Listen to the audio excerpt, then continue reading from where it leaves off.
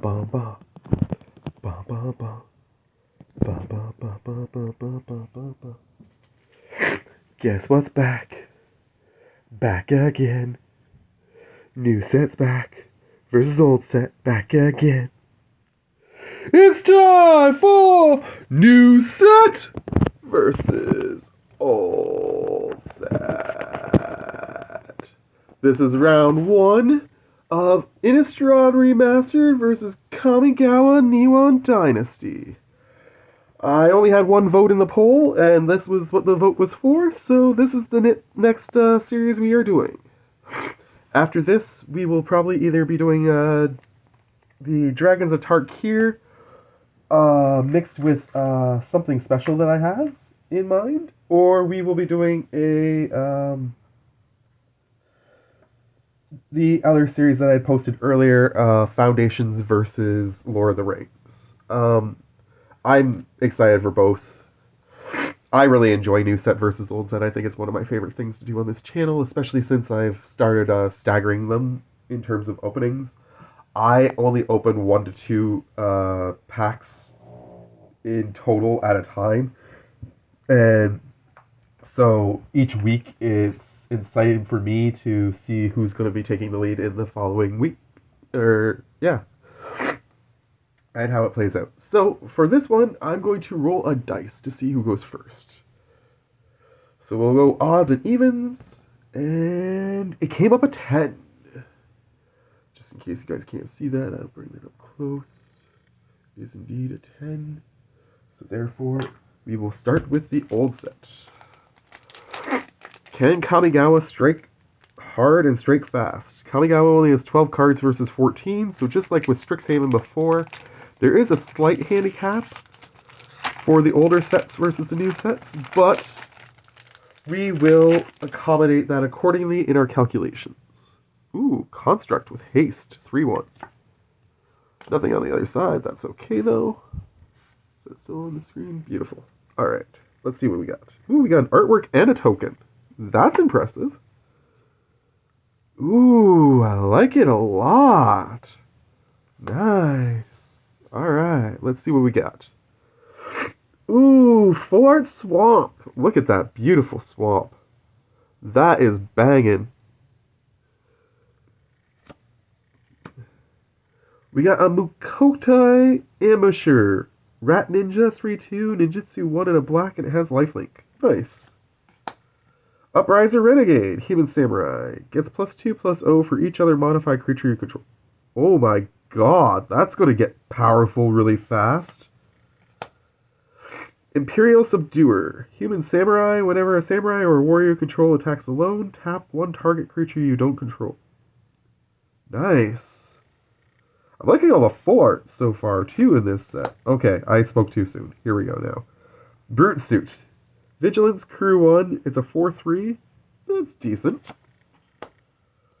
We'll put it up there, actually. Light the Way.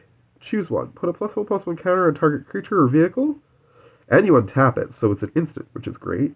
Return target permanent you control to its owner's hand. Nice. So far, nothing bad in this set.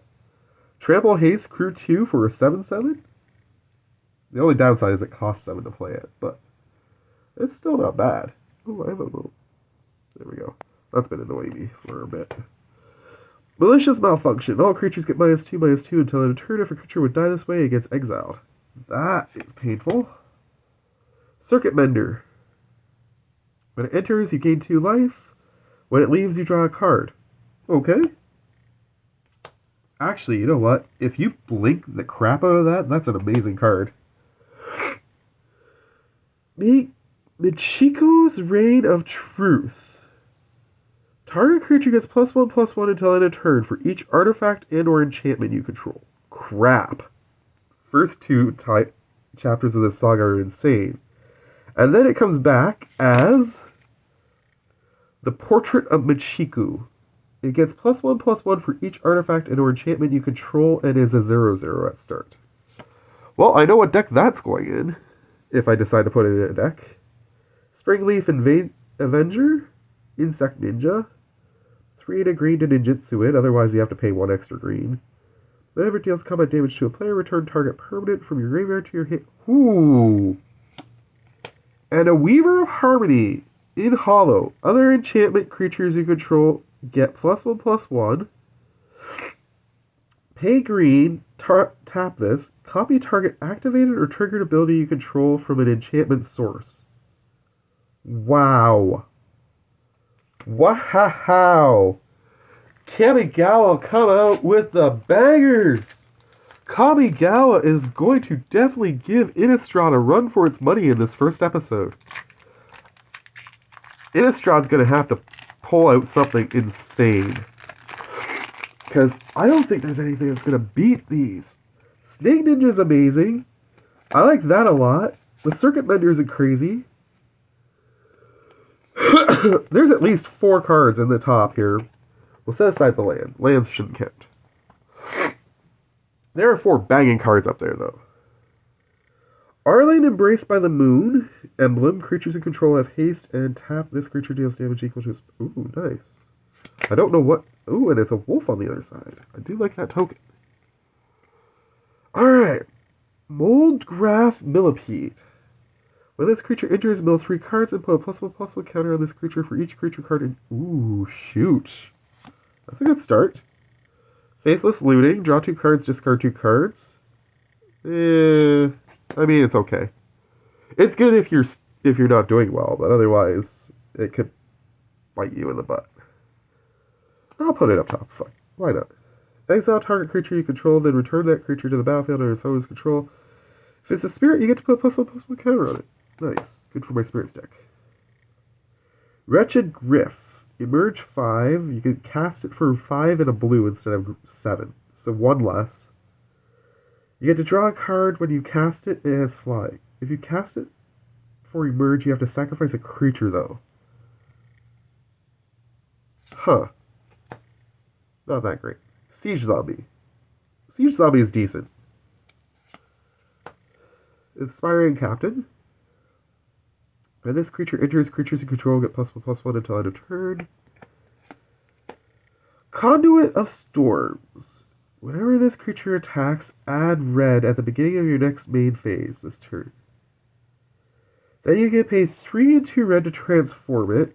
So it's a werewolf horror that transforms into Conduit of Emrakul. When this creature attacks, add 2 colorless at the beginning of your next main phase.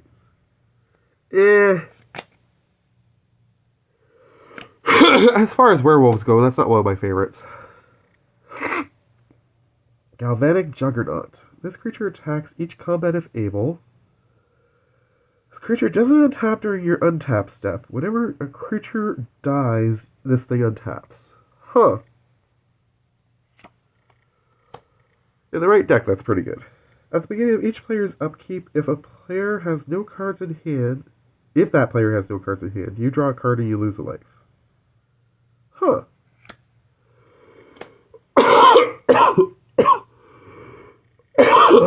Excuse me. Stenzia Masquerade. Okay, that's banging right there. Attacking creatures you control have first strike. That's a solid thing. Whenever a vampire deals combat damage to a player, put a +1/+1. Okay, yeah, that's going to the top. Huntmaster of the Fells. It's a human werewolf. Whenever this creature enters or transforms into Huntmaster of the Fells, you get to create a 2/2 wolf creature token. And gain 2 life. Ooh, shoot. And then you can transform this, if no spells were cast, into Ravager of the Fells. Trample, 4/4. Whenever this creature transforms into Ravager of the Fells, it deals 2 damage to target opponent or planeswalker, and 2 damage to up to 1 target creature that player or that planeswalker's controller controls. Huh. I like that a lot, actually. That is a really fun werewolf. That's going in my werewolf deck for sure. I don't know what I'll take out, but that's definitely going in. Bound by Moonsilver. Enchanted creature can attack or block or transform. That sucks. Sacrifice another permanent. Attach this aura to target creature. Ooh, I like that though. Hollow Faceless Looting in the same pack where I got another Faceless Looting earlier. You know what? I'll put the regular one down, I'll put the hollow one up. And we got a forest. Alright. As far as packs go, I don't think this one's much of a contest. I mean, yeah, there's a couple of pretty solid cards in here, don't get me wrong. I really like the Legendary, and I like the Enchantment. But overall, there's no comparison. Clearly, Kamigawa came out of the gate strong and hammered home this first round. I am giving point number 1 to Kamigawa, and that means we are going into pack number 2 with Kamigawa up for the old set, 1-0. I hope you've enjoyed this episode of New Set versus Old Set. Much love to you all from me. You take care, and I look forward to seeing you in the next one. Bye!